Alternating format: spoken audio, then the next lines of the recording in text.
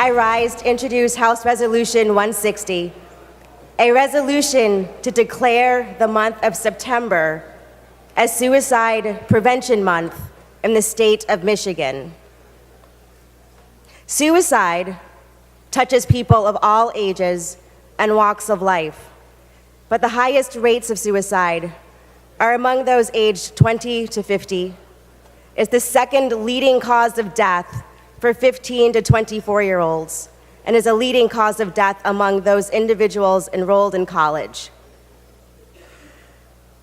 The causes of suicide are complex and multifaceted, involving psychological, biological, and sociological factors, and can often be the result of untreated mental illness, especially depressive illness.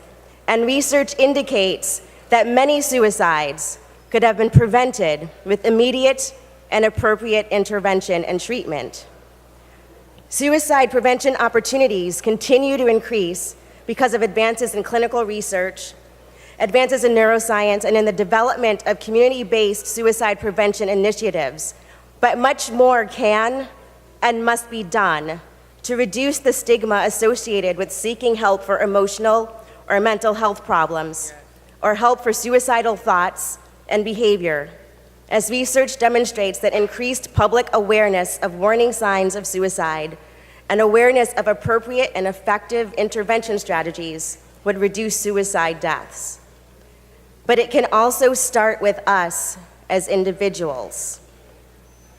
All of us in this room, every single one of us in these chambers, have been touched by suicide. As only 6 months ago, we lost our dear friend from Marquette. Some of us have been touched by the tragedy of suicide at other points and times in our lives, and someone, somewhere in this state, in our communities, right this moment, maybe even someone you know, is contemplating it.